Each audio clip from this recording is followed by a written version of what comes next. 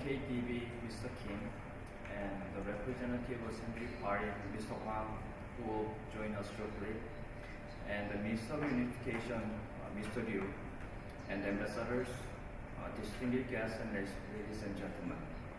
As the president of NKDB Supporters Association, I would like to extend my welcome and gratitude for your presence today, especially to some of you who have made a long trip to join us and on a very tight schedule. We may be distanced by geography, language, and culture. Nevertheless, the spirit of life, freedom, equality gather us together. Today, we are gathered for the important hour of solidarity for human rights.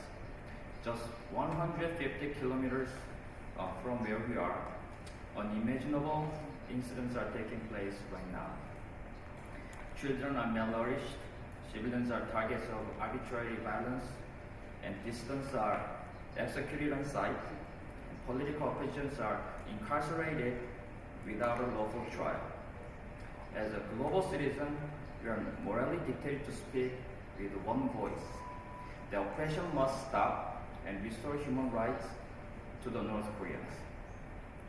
And thanks to the various efforts from international communities, there have been significant progresses.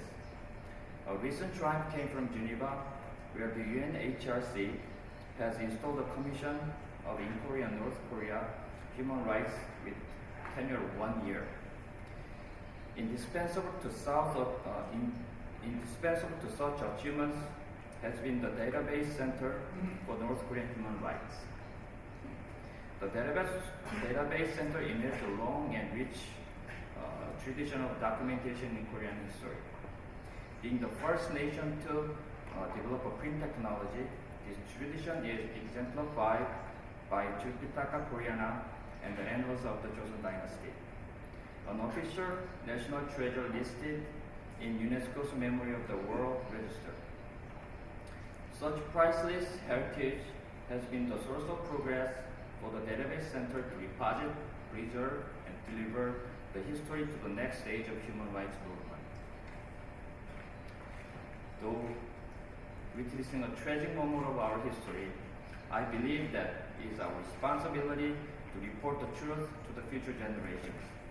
For our children and grandchildren to go further endeavor of human rights, we must inform them where we stand. And Germany is a very leading example in this respect. The extensive archive of East German violations has provided a clear guideline to help building and maintaining a strong human rights state. And the same has to and will be done to North Korea. I would like to close my welcoming remark by sharing a quote by Martin Niemöller on anti-Nazi theology. He said, "First they came for the communists, and I did not speak out because I was not a communist. Then they came for the socialists. I did not speak out because I was not a socialist. They came for the trade unionist. I did not speak out because I was not a trade unionist. They came for the Jew. I did not speak out because I was not a Jew. And they came for me. There was no one left to speak out for me." Thank you very much.